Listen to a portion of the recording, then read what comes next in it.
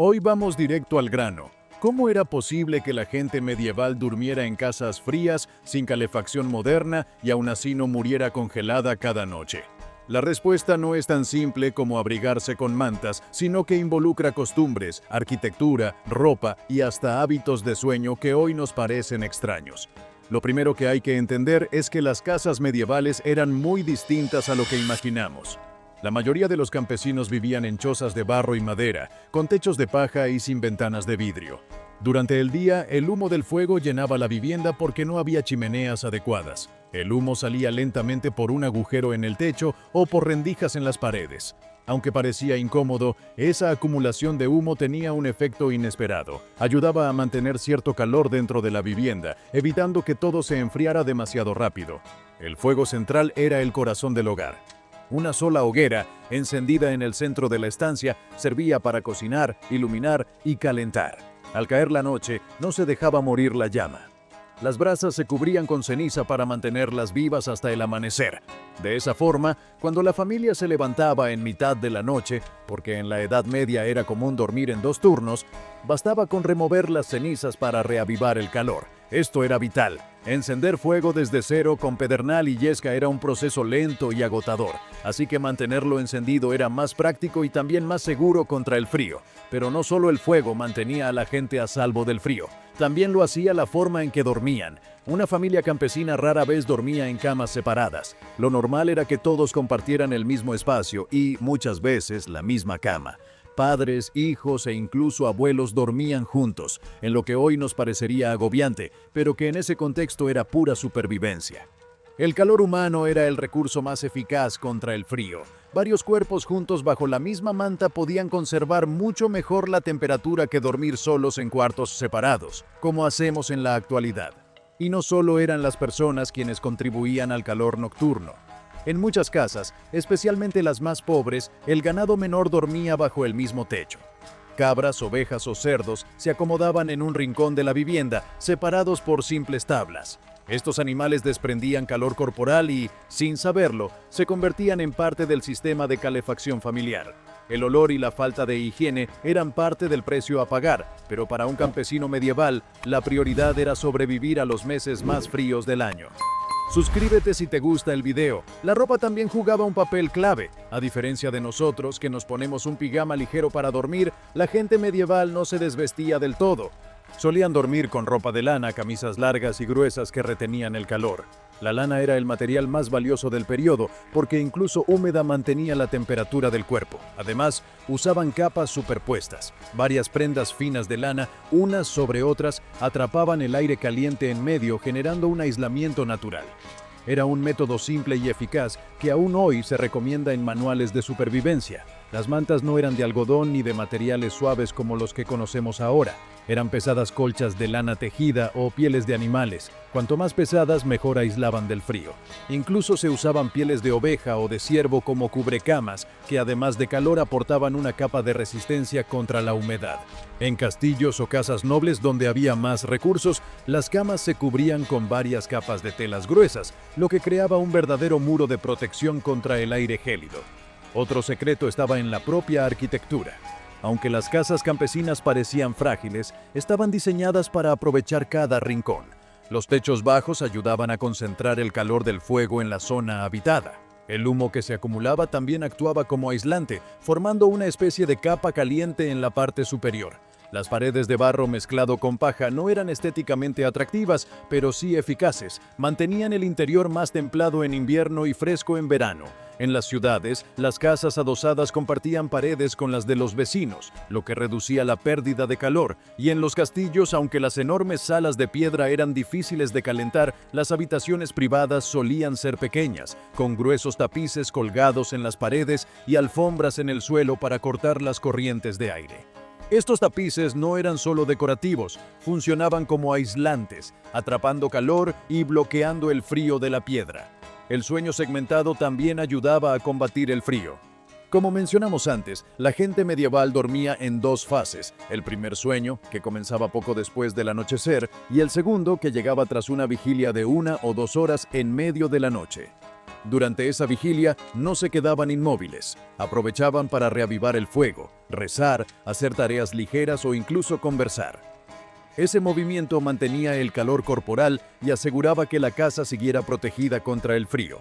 En contraste, nosotros hoy dormimos de manera continua, lo que puede hacer que las horas más frías de la madrugada nos encuentren inactivos y vulnerables. Además, había una mentalidad diferente frente al frío. Lo consideraban parte natural de la vida, no un enemigo a eliminar por completo. Su cuerpo estaba más adaptado a las bajas temperaturas, porque estaban expuestos a ellas desde pequeños. Los niños aprendían a convivir con el frío desde temprana edad y su resistencia física era mayor que la nuestra. Lo que para nosotros sería insoportable, para ellos era rutina. En resumen, la gente medieval no tenía calefacción moderna ni casas aisladas con vidrio y cemento, pero sí contaba con un conjunto de costumbres, materiales y hábitos que les permitían dormir sin morir de frío, compartir el calor humano, mantener el fuego vivo, usar lana en capas, convivir con los animales y aprovechar la arquitectura de sus chozas eran las claves de un sistema de supervivencia que hoy nos puede parecer primitivo, pero que funcionaba a la perfección. Ya vimos cómo el fuego, la ropa de lana y la costumbre de dormir juntos ayudaban a combatir el frío. Pero había más estrategias, algunas inesperadas, que explican por qué los campesinos y hasta los nobles lograban sobrevivir a noches que para nosotros serían insoportables. Uno de los factores más importantes era la alimentación. La dieta medieval estaba diseñada, sin quererlo, para ayudar a mantener el calor corporal. Los campesinos comían abundantes guisos espesos, panes densos de centeno y avena, sopas con legumbres y, cuando podían, carne grasa. Estos alimentos ricos en calorías eran auténtico combustible para soportar inviernos prolongados. El cuerpo, al procesarlos, generaba más energía y calor interno. Era un sistema de calefacción desde dentro. Por eso, cenar un guiso de nabos con tocino podía ser más eficaz que cualquier manta ligera. Los líquidos calientes también formaban parte del ritual nocturno. Antes de dormir, se solía beber cerveza ligera o caldos calientes. No solo ayudaban a conciliar el sueño, también elevaban la temperatura del cuerpo y creaban una sensación de bienestar que facilitaba resistir el frío de la madrugada. En los monasterios, por ejemplo, los monjes bebían infusiones de hierbas o vino caliente con especias, lo que combinaba efectos medicinales con el simple beneficio de entrar en calor. El propio diseño de las camas tenía sus trucos. Aunque los campesinos más pobres dormían en jergones de paja sobre el suelo, esa paja era un excelente aislante. Amontonada en capas gruesas, evitaba el contacto directo con el suelo helado. En hogares más acomodados, las camas tenían marcos de madera elevados que mantenían a las personas lejos de las corrientes frías que se acumulaban en la parte baja de la habitación. En castillos y casas nobles incluso se usaban dosel y cortinas gruesas alrededor de la cama. No era solo un símbolo de estatus, esas telas atrapaban el calor humano y creaban un microclima cálido dentro de la cama. Las mantas eran pesadas y, en muchos casos, hechas de varias capas. Una piel de oveja sobre una manta de lana creaba una barrera térmica muy difícil de atravesar. En hogares campesinos, incluso los sacos viejos o las telas de lino gastadas se acumulaban unas sobre otras para reforzar el abrigo nocturno. No se trataba de comodidad, sino de supervivencia. Las creencias y supersticiones también jugaban un papel en la manera en que enfrentaban el frío. En algunas regiones se pensaba que ciertos amuletos o rituales ayudaban a cerrar el cuerpo contra la entrada del frío. Cruzar los brazos al dormir, rezar oraciones específicas o colocar símbolos protectores cerca de la cama eran prácticas comunes. Aunque no tenían un efecto físico directo, estas costumbres daban confianza y tranquilidad, lo que a su vez reducía el estrés y hacía que el cuerpo descansara mejor. En un entorno donde el frío era visto casi como un enemigo invisible, cualquier ayuda psicológica contaba. Otro factor era la rutina diaria. La gente medieval estaba acostumbrada a trabajar largas jornadas al aire libre sin importar las temperaturas. Su cuerpo estaba endurecido y acostumbrado a convivir con el frío. Mientras que hoy pasamos la mayor parte del tiempo en interiores calefaccionados, ellos desarrollaban una resistencia natural que les permitía dormir en condiciones que nosotros consideraríamos extremas. En otras palabras, su cuerpo se adaptaba porque nunca conocía realmente el calor artificial. En los pueblos y ciudades, la cercanía entre casas también ayudaba. Al estar pegadas unas a otras, compartían calor a través de las paredes. En las aldeas pequeñas, las casas solían estar construidas en torno a un núcleo central, lo que reducía la exposición al viento. Esa organización urbana no era casualidad, era parte de una estrategia colectiva contra el frío. Suscríbete si te gusta el video. Incluso el humo, que hoy consideramos un problema de salud, funcionaba como aliado. El humo impregnaba las paredes y techos, sellando rendijas y reduciendo la entrada de corrientes de aire. Con el tiempo, esas capas de hollín creaban una especie de aislamiento rudimentario. Además, el olor fuerte del humo mantenía alejados a insectos y plagas, que de otro modo habrían invadido las camas. El frío también moldeó la forma de organizar el sueño. El hábito de dormir en 2 turnos ofrecía oportunidades para moverse durante la noche. Después del primer sueño, la gente se levantaba, caminaba, reavivaba el fuego o incluso realizaba pequeñas tareas como remendar ropa o revisar a los animales. Ese movimiento evitaba que el cuerpo se enfriara demasiado. Cuando regresaban al segundo sueño, el calor acumulado en las mantas y en el hogar se mantenía con mayor facilidad. En los monasterios, donde la disciplina imponía rezos a medianoche, este sistema se perfeccionaba aún más. Los monjes se levantaban de sus celdas frías para rezar en conjunto y luego volvían a dormir. Esta rutina mantenía a la comunidad en movimiento y aseguraba que el fuego en la cocina o en las salas comunes nunca se apagara del todo. Aunque a primera vista parecía un sacrificio espiritual, también cumplía una función práctica: evitar que el frío se apoderara de los cuerpos y de los edificios. La relación de los medievales con el frío no era de rechazo absoluto, sino de aceptación y adaptación. No trataban de eliminarlo porque sabían que era imposible. En lugar de eso, lo convertían en parte de su vida cotidiana. Cada capa de lana, cada hoguera encendida, cada cuerpo compartiendo cama era un recordatorio de que el frío estaba allí, pero también de que tenían la capacidad de resistirlo. Al final, lo que marcaba la diferencia era una combinación de ingenio y resistencia. El cuerpo humano, cuando se expone de forma constante a un ambiente frío, desarrolla mecanismos de adaptación.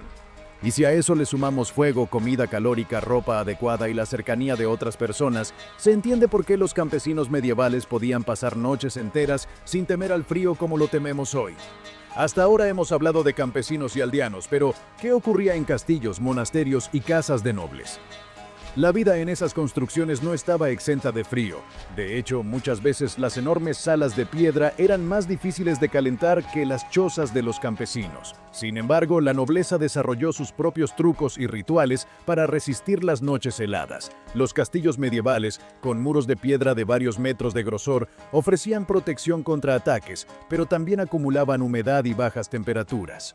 El fuego en estas residencias no era opcional, era obligatorio. Cada gran sala tenía una chimenea monumental que ardía sin descanso, pero incluso así, el calor apenas alcanzaba a las personas cercanas. El resto de la habitación quedaba sumida en un frío constante. Por eso los nobles no pasaban largas noches en esas salas. Preferían retirarse a cámaras más pequeñas, diseñadas para conservar mejor el calor. Las habitaciones privadas eran mucho más que espacios para dormir. Eran refugios térmicos. Allí, el uso de tapices pesados en las paredes no era solo decorativo, sino una herramienta vital contra el frío. Estos tapices, bordados con escenas religiosas o de caza, actuaban como aislantes, bloqueando las corrientes de aire y reteniendo el calor generado dentro del cuarto. En los suelos, alfombras de lana o pieles cumplían la misma función. Cada elemento de la decoración estaba pensado para transformar un espacio helado en un entorno soportable.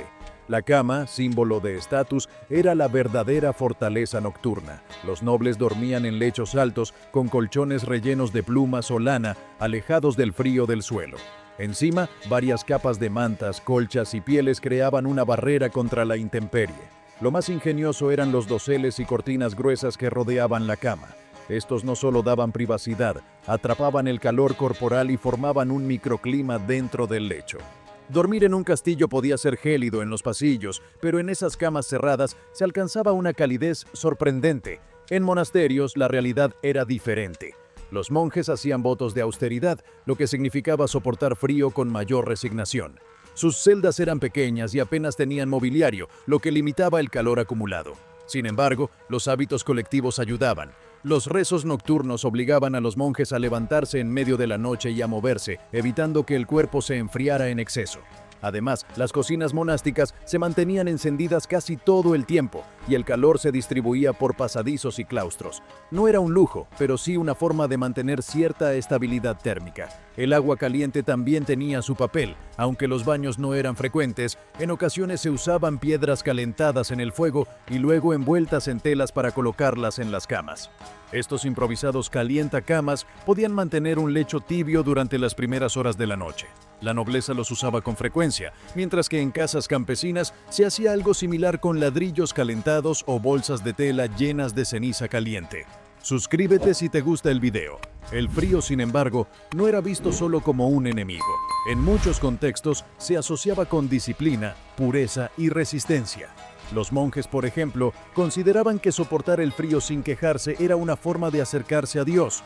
El sufrimiento físico se transformaba en una prueba espiritual. Por otro lado, para los nobles, demostrar que podían dormir en castillos helados era símbolo de fortaleza y prestigio. El frío no era solo una incomodidad, también era parte de la identidad medieval. Las rutinas de sueño reflejaban estas ideas. Mientras los campesinos buscaban calor en el contacto humano y en el ganado, los nobles confiaban en la abundancia de mantas y en la arquitectura de sus habitaciones. Y aunque los métodos eran distintos, el objetivo era el mismo: sobrevivir a la noche sin rendirse al frío. Curiosamente, el clima jugaba un papel decisivo. Durante la llamada Pequeña Edad de Hielo, entre los siglos XIV y XIX, las temperaturas en Europa descendieron notablemente. Los inviernos eran más largos y severos, lo que obligó a perfeccionar estas estrategias. Fue entonces cuando se generalizó aún más el uso de cortinas en las camas, el reforzamiento de chimeneas y la costumbre de dormir en estancias pequeñas en lugar de en salones amplios. El frío extremo obligó a una creatividad que todavía podemos rastrear en las costumbres de esa época. El diseño urbano también ayudaba. En las ciudades medievales, las calles eran estrechas y las casas estaban construidas muy cerca unas de otras. Esto reducía la exposición al viento y ayudaba a que las viviendas se mantuvieran un poco más cálidas. En pueblos rurales, las casas solían organizarse en torno a patios o plazas, creando barreras naturales contra el aire helado. La disposición misma de los hogares era una defensa contra el frío. El cuerpo humano, como ya dijimos, también estaba más preparado. El contacto constante con las bajas temperaturas hacía que las personas desarrollaran una mayor tolerancia. No existían los mismos estándares de confort que hoy tenemos. Lo que para nosotros sería insoportable, para ellos era rutina. De hecho, se dice que muchos campesinos medievales consideraban el frío una parte normal de la vida, tanto como el hambre o el trabajo duro. Al final, lo que vemos es que la resistencia al frío no era cuestión de una única técnica, sino de un entramado de costumbres, recursos y mentalidades. Dormir en camas compartidas, rodearse de cortinas, usar tapices como aislantes, comer alimentos calóricos y aceptar el frío como parte inevitable de la existencia. Todo formaba parte de un mismo sistema de adaptación. Ya hemos visto cómo campesinos, nobles y monjes enfrentaban las noches heladas de la Edad Media. Pero aún falta la pregunta final. ¿Qué nos enseña todo esto hoy? ¿Cuál es, en el fondo, la verdadera razón por la que aquella gente no sentía el frío como lo sentimos nosotros? La respuesta es simple y compleja a la vez, porque estaban acostumbrados. Su cuerpo, su mente y su cultura estaban moldeados por la convivencia diaria con el frío.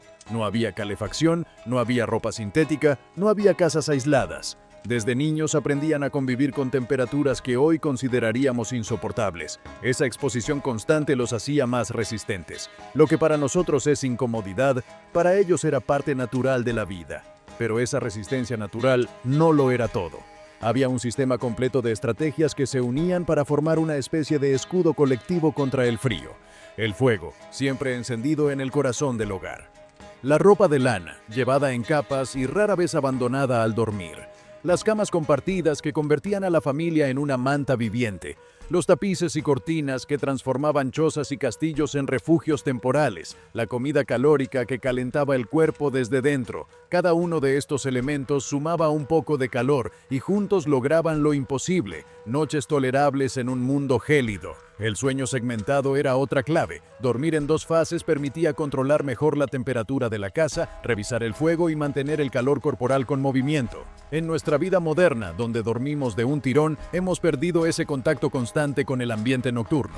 Para un campesino medieval, despertar en medio de la noche no era molesto, era parte de su lucha contra el frío. La comunidad también jugaba un papel vital. Los campesinos sabían que no estaban solos. Si una familia tenía dificultades, los vecinos ayudaban.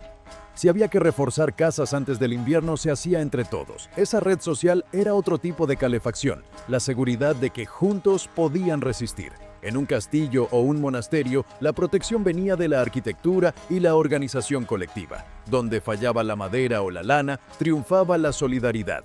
El frío también moldeó la mentalidad medieval. Aceptar la incomodidad era parte de su filosofía de vida. No buscaban eliminar el frío, sino adaptarse a él. Para los monjes, soportarlo era una prueba espiritual. Para los nobles, era símbolo de resistencia y prestigio. Para los campesinos, era rutina inevitable. En todos los casos, el frío no se veía como algo que había que evitar a toda costa, sino como una realidad más de la existencia humana. Suscríbete si te gustó el video. Hoy, en contraste, vivimos en un mundo donde la calefacción y la ropa moderna nos aíslan de esa experiencia. Hemos perdido parte de esa capacidad de adaptación. Nuestra tolerancia al frío es menor porque ya no lo enfrentamos de manera directa. Lo que para un medieval era un simple invierno, para nosotros sería casi una catástrofe si no tuviéramos electricidad. Esto no significa que tengamos que volver a dormir con animales en casa o encender hogueras en el salón, pero sí podemos aprender algo de esa mentalidad. La resiliencia, la capacidad de adaptarse, la disciplina de mantener rituales de protección. Todos son recordatorios de que el confort absoluto no es la única manera de vivir. En momentos de crisis, apagones o emergencias, esas lecciones medievales podrían volver a ser útiles. El legado de aquellas costumbres aún está con nosotros. El uso de cortinas gruesas en las camas inspiró la moda de los doseles. El chucrut y otros alimentos fermentados que ayudaban a mantener el calor siguen formando parte de la cocina moderna.